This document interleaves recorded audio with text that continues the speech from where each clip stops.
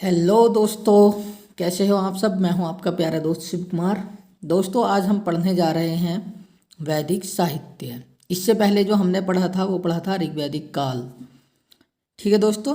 और वैदिक साहित्य के बाद जो हम पढ़ेंगे वो पढ़ेंगे हम जो उत्तर वैदिक काल है उसके बारे में पढ़ेंगे। ठीक है दोस्तों, चलिए तो शुरू करते हैं।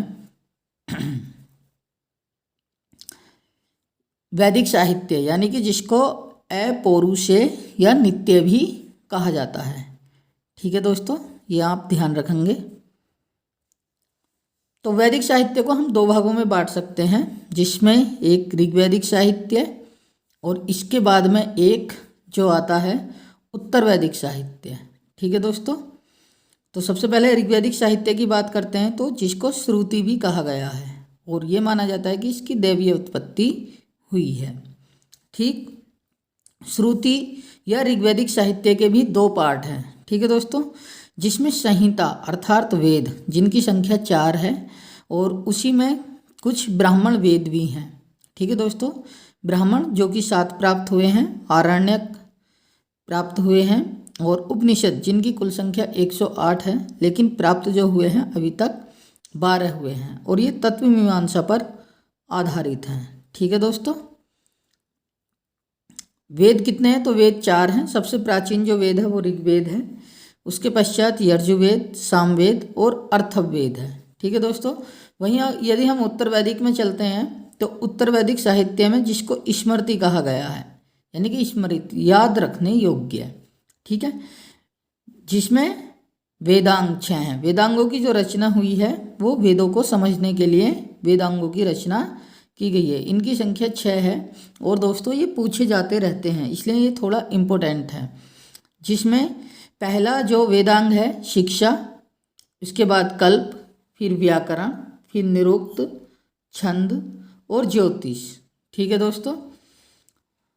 4 ही उपवेद हैं। पहला आयुर जो कि औषधि पर आधारित है, शिल्प मूर्तिकला पर आधारित है, गंधर्व संगीत पर आधारित है और धनुर्वेद युद्ध या योद्धा पर आधारित है।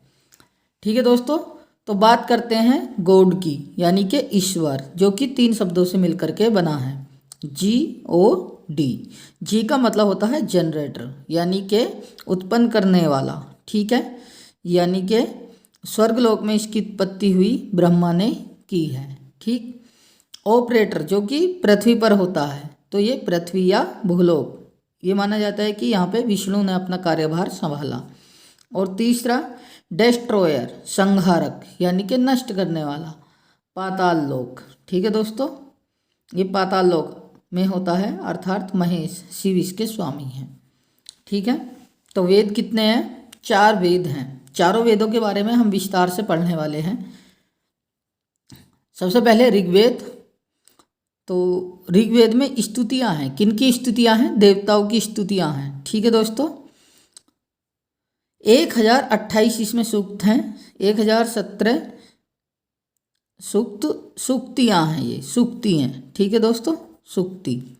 10 मंडल हैं और 10,580 मंत्र हैं। ठीक, और इसके अध्ययन करने वाले को होत्र या होता कहा गया है और इसके जो होत्र या होता हैं वो अर्धवयु हैं। ठीक है। फिर बाद में उद्गात और फिर अनार्य, गोपद, ब्राह्मण, ये इसका एक क्रम है।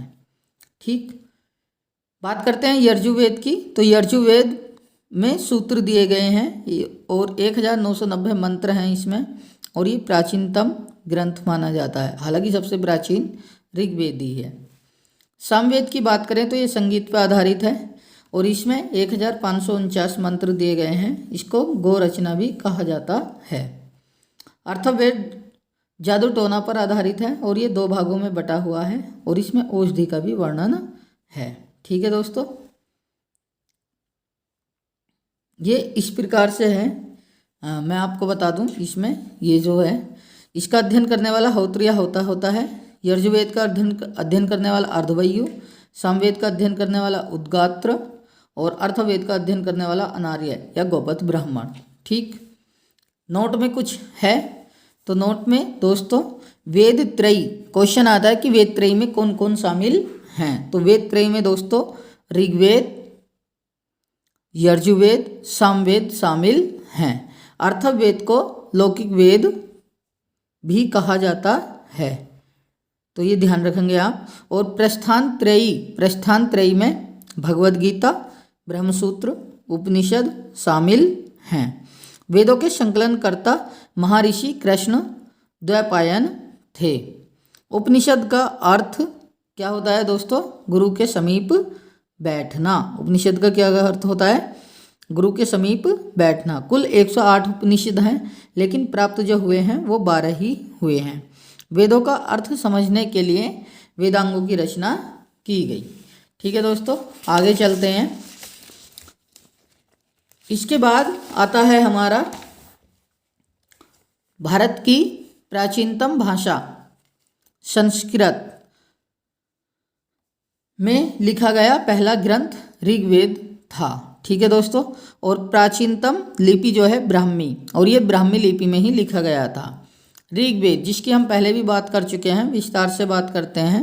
ऋग्वेद की जो भाषा है वो संस्कृत है, और इसकी जो लिपि है वो ब्राह्मी लिपि है, और इसमें देवताओं की स्तुति की गई है। ऋग्वेद में दोस्तों कुल 10 मंडल दिए गए हैं, 1028 सूक्त हैं, 3 पाठ हैं। ठीक, साकत में इसके 3 पार्ट जो हैं, पहले का नाम साकत, फिर बालखिल्य और फिर वाष्कल है।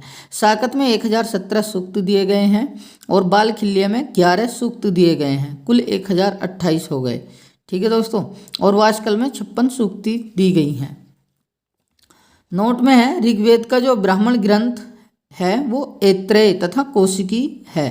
तो ऋग्वेद का जो ब्राह्मण ग्रंथ है ये भी आप ध्यान रखना, ऐत्रेय और कौशिकी है। ऐत्रेय की रचना महिदास यानी कि ऐत्रेय ने की। कौशिकी में यज्ञों का वर्णन है। ठीक है, ऋग्वेद के कुछ मंडल हैं, उनको जान लेते हैं।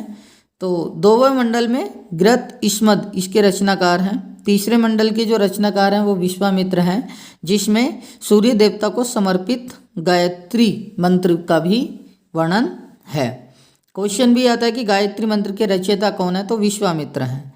चौथा मंडल वामदेव ने लिखा है, जो कृषि पर आधारित है। 5वां मंडल महर्षि अत्रि ने लिखा है। 6ठा महर्षि भारद्वाज। 7वां महर्षि वशिष्ठ। 8वां कण्व ऋषि ने लिखा है, और इसके जो लिखा है ये बालखिल्य में मिलते हैं। जो 11 सूक्ति हैं ये इन्होंने ही लिखी हैं। 9वां अंग्या महर्षि अंग्या ने लिखा है, इसमें सोम का वर्णन है। और 10वां पुरुष सूक्त, जो कि पुरुष सूक्त है, और इसमें वर्ण व्यवस्था का वर्णन भी मिलता है। इसी में हमें शूद्र शब्द का भी वर्णन मिलता है। ठीक दोस्तों, आगे चलते हैं। ऋग्वेद का आरण्यक ग्रंथ भी ऐत्रेय कौशिकी है। ठीक है, यह आप ध्यान रखेंगे, ब्राह्मण ग्रंथ भी ऐत्रेय और कौशिकी, और आरण्यक ग्रंथ भी ऐत्रेय और कौशिकी है। ऋग्वेद का उपनिषद भी ऐत्रेय कौशिकी, तो आप याद रखेंगे ब्राह्मण ग्रंथ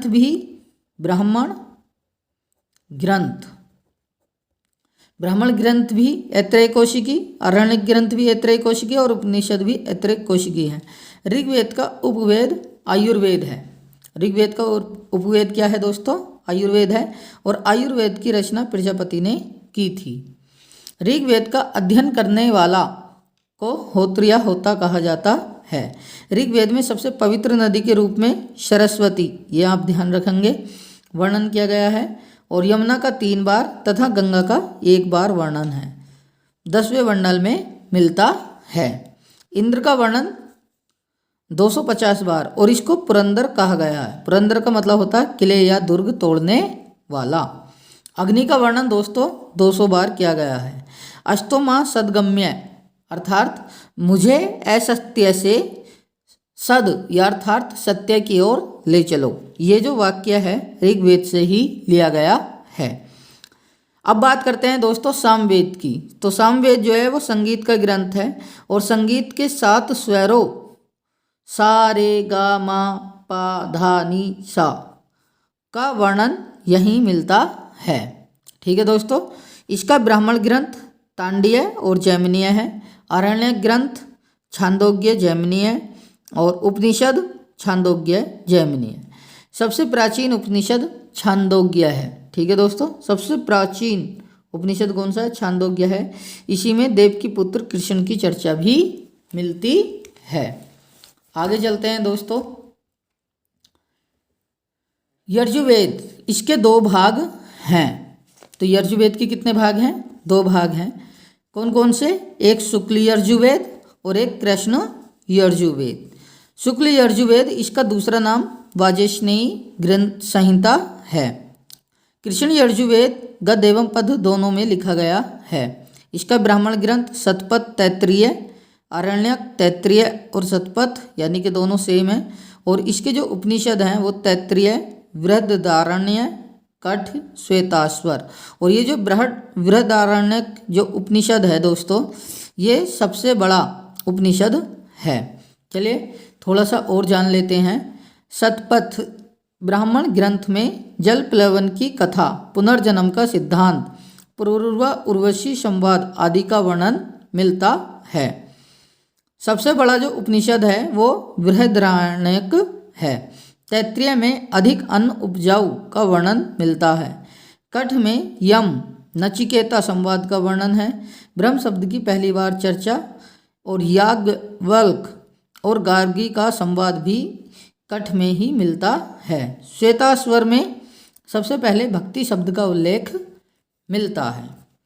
अथर्ववेद की बात करें दोस्तों तो इसकी रचना अनार्यों ने की। अथर्ववेद की रचना किसने की? अनार्यों ने की है, अर्थात जो यहीं के मूल निवासी थे। इसको ब्रह्मदेव भी कहा जाता है। इसमें जादू टोना का वर्णन, यज्ञ में आने वाली बाधाओं का, औषधियों, मगध, अंग आदि का वर्णन किया गया है। अथर्ववेद में सभा और समिति को प्रजापति की 2 पुत्रियां कहा गया। ये वेरी इंपॉर्टेंट है। ठीक है दोस्तों, किसमें कहा गया है? सभा और समिति को प्रजापति की 2 पुत्रियां, तो अथर्ववेद में कहा गया है। इसका ब्राह्मण ग्रंथ गोपथ ब्राह्मण, आरण्यक इसका एक भी प्राप्त नहीं हुआ है। उपनिषद इसका मुंडोक उपनिषद है और इसी में सत्यमेव जयते लिया गया है। मांडुक्य उपनिषद सबसे छोटा है, तो आप ध्यान रखेंगे मांडुक्य उपनिषद सबसे छोटा है और बृहदारण्यक जो बताया मैंने वो सबसे बड़ा है और छांदोग्य जो बताया था वो सबसे प्राचीन है। दोस्तों इसी प्रकार से एक उपनिषद और है जिसका नाम है जाबिलो उपनिषद। इसमें 4 आश्रमों की चर्चा मिलती है और चारों आश्रम कौन कौन से हैं? जिनको आयु के अनुसार 100 वर्ष आयु मान करके बांटा गया है। एक है गृहस्थ आश्रम, ठीक है, जो कि जन्म से 25 वर्ष की उम्र तक होता है। फिर इसके बाद ये गलत हो गया, सॉरी। सबसे पहले जो है वो ब्रह्मचर्य आश्रम है। कौन सा है दोस्तों? ब्रह्मचर्य आश्रम। और ये है आपका जन्म से 25 वर्ष की उम्र तक। इसी में उपनयन संस्कार वगैरह किए जाते हैं। इसके बाद दोस्तों जो आता है दूसरा, ये गृहस्थ आश्रम आता है। और गृहस्थ आश्रम जो है, गृहस्थ आश्रम इसमें क्या है दोस्तों, ये 25 से 50 की उम्र तक है और इसके बाद जो है विवाह वगैरह इसमें किया जाता है, दाम्पत्य जीवन इसमें बिताया जाता है। तीसरा जो है वो वानप्रस्थ आश्रम है, वानप्रस्थ आश्रम जिसमें तीर्थ यात्रा आदि, और ये 50 से 75 वर्ष की उम्र तक। इसके बाद जो है दोस्तों वो है संन्यास आश्रम। इसके बाद जो है संन्यास आश्रम में वो है जीवन के इस चक्र से संन्यास ले लेता है और अपनी उपासना में मनुष्य लग जाता है और ये 100 वर्ष तक है। ठीक है, मनुष्य की उम्र को 100 वर्ष मानकर ही 4 आश्रमों का इनका वर्णन किया गया है। तो ये किस में मिलते हैं? चारों आश्रमों का वर्णन जाबलो उपनिषद में मिलता है।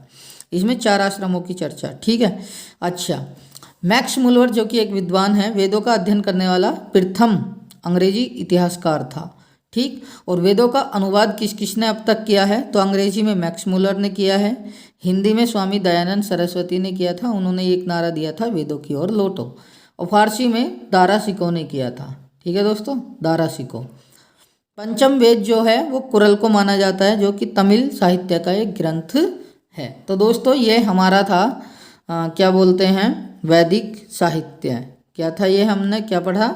वैदिक साहित्य। इसके बाद जो है दोस्तों हम उत्तर वैदिक कालीन को पढ़ने जा रहे हैं। उसके बाद हम फिर धीरे धीरे इसी प्रकार से इतिहास में आगे बढ़ते जाएंगे। यदि दोस्तों आपको वीडियो और हमारा ये प्रयास अच्छा लगता है तो आप वीडियो को प्लीज़ शेयर करें और हमारे चैनल को सब्सक्राइब करें।